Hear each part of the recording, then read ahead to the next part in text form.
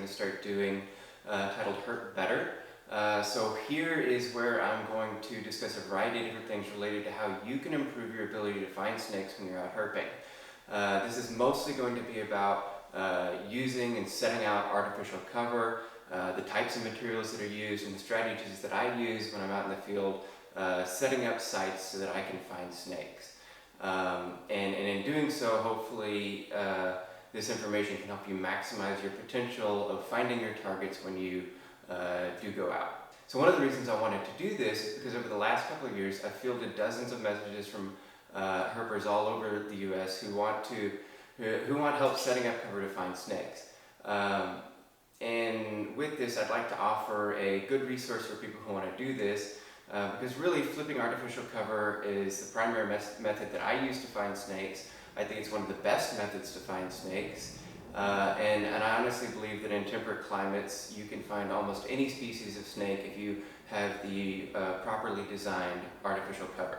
If you're experienced at this, some of the information in the initial videos will be fairly basic, and you may find that you get more out of the videos that I'm going to do later, where I'm actually going to be going and setting up flip sites in a variety of different places. I'm going to go in depth on what I'm doing, what cover items I'm using, and why I'm putting them where I am. But first, I think it's important to discuss the material used as artificial cover and the disadvantages of certain materials over others. If you're new to setting up your own flip sites, this should be good information to help you avoid some of the pitfalls that you may encounter, and some of the things that I've just found out over the years as I've been doing this, and finding out what does and doesn't work. Because honestly, not all artificial cover is created equal. But that said, I do want to be abundantly clear that I don't condone putting out any artificial cover that is not wood or sheet metal. Yes, you can have good success using a variety of different types of artificial cover. I've flipped snakes under plastic and under rubber mats. I've flipped them in tarps and carpet. But I don't ever recommend you set anything like that out yourselves. Because the fact is, that plastic will break down. Tarps are generally made out of plastic that will, over time, sunlight will start to degrade it, and you'll have those plastic flakes come off and flake into the environment. Carpet as well, carpet's a really big mess. And besides that, like tarps and carpet, often will have vegetation growing through them. They're hard to turn over, and they're really unsightly. Okay, so the types of artificial cover that I'm going to talk about are strictly boards and tin. Okay, and anything outside of that I would essentially consider litter. Okay, so the first type of material that we're going to talk about is going to be particle board. Particle board is what you are typically going to see in like cheap furniture, like you get from Walmart, IKEA, anything that's really, it looks like it should be nice, but it's really cheaply made. And I've got an example of this. So we've got a shelf from Walmart, and they've got a nice coating on the outside to make it look like real wood. But once you flip it over, you can see that it's made actually out of all these little particles of wood. Okay, so they are compressed together, glued together, and it makes okay furniture as long as you can keep it dry. But for setting out, to attract snakes, what's almost immediately going to happen is that this stuff is going to absorb moisture, and it's going to rapidly become useless to find snakes under. Not only will it absorb moisture and expand and start to fall apart, but it's going to become almost impossible to flip over, and it'll hold so much moisture underneath that it'll actually start to mildew, grow mold, and then this is going to discourage animals from being under it. Okay, so along with particle board, which is like this, there's medium density fiber board, which is basically kind of the same stuff. It has in the field the same kind of results, and I've got an example of some that's actually been sitting out for quite a while. So this is what happens to MDF, or medium density fiber board, after it's been sitting out in the elements for a while. So you can see it's starting to kind of peel and flake in these layers like this, and then on the end it's kind of flaking off like this. Okay, so obviously if you try to set out something like this, even when it looks nice and new and it looks like a nice board that you can set this out, and you think I can set this out, maybe I'll find something under it. But after it rains a few times and really absorbs moisture, it's going to expand, it's going to look like this, and when you try to flip it over, it's going to break in half. Okay? So same thing with particle board. Particle board MDF, basically the same when it comes to setting that out for snakes. So if you have that, find some other use for it, maybe repurpose it in your house, but don't set it out to look for snakes because it's just not going to be useful. Alright, so the next type of cover that I'm going to talk about is going to be what you're most likely going to find laying around near construction sites. You can find them in construction dumpsters, and this is chipboard, okay, or also sold as OSB. So chipboard, I still use it just because it's really easy to find, but it's honestly not the best. And if you use it, kind of like particle board in any wet conditions, it's not going to be good for finding snakes, and it's just going to start to fall apart really easily. So because it's made up of all these small wood chips, much like particle board, it's going to absorb moisture fairly rapidly. And if you set this in any wet area, it's going to pick up moisture and it's going to start to mildew. As a matter of fact, this was actually just laying in the street. I'm not sure how long it's been there. There's a fairly new neighborhood nearby. And I found this and picked it up. And it's just been laying in the street. And this is several days ago that I've picked it up now. It's still wet. And I don't really remember the last time it rained, maybe a week and a half ago. And you can see that there's mildew, mold growing on the inside of this. So it holds moisture really well, and in fact too well to the point that it starts to mildew.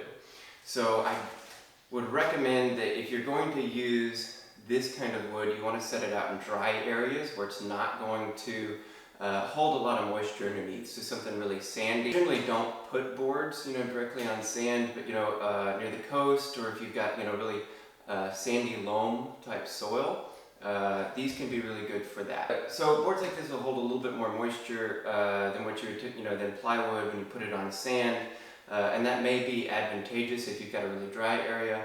I think OSB like this really works out west or in the deserts. So if you've got a dry spot, put this kind of board there.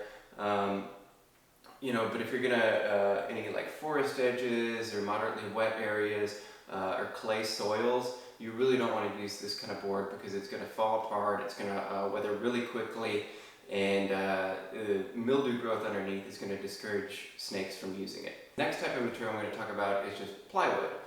Plywood is absolutely my favorite wood material to set out looking for snakes, and I typically prefer a thickness between 1/2 inch to 3/4 inch.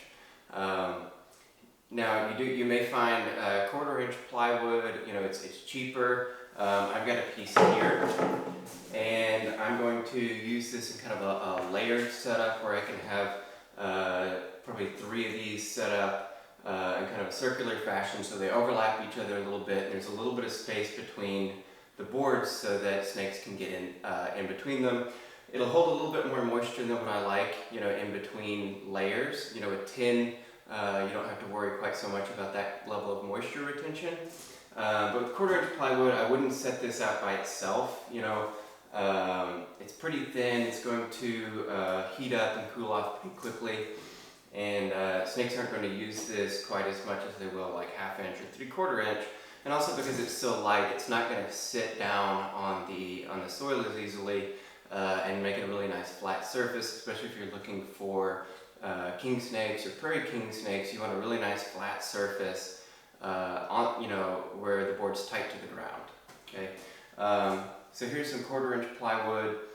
It's not bad, but you have to be wise with how you're using it, and I like to use a layered setup when I've got 1/4 inch. Okay, so this is a piece of 1/2 inch plywood.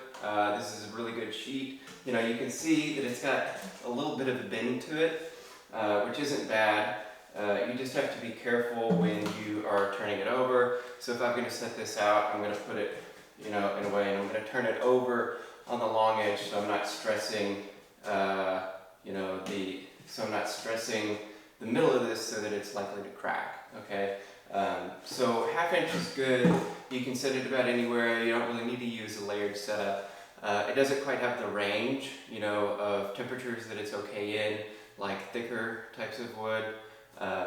Or like thicker sheets of plywood, but it's still very good. I'll use this by itself, and you just have to be careful to make sure that you don't stress it too much, so that it starts to develop cracks and break, and then before too long you're flipping 2 half sheets of plywood. Then just to kind of complete the set, here is a piece of 3/4 inch plywood. This is very versatile. You can use it on water edge situations, like if you're looking for mud snakes or nature scenes. 3/4 inch plywood is going to be your most versatile kind of wood that you can use in a variety of different situations. So this is a 3/4 inch piece of plywood that I've painted. It's kind of the final product before it's ready to go out. And what I've done is I've just gotten some cheap paint, so both black and a kind of moderate green color. And this is to help break up its outline and disguise it when Google's taking satellite images. The black acts as kind of shadows, the green will be picked up kind of like vegetation, and then the brown will kind of mix in like dirt, okay? So this is a good way to disguise your boards, paint them like this.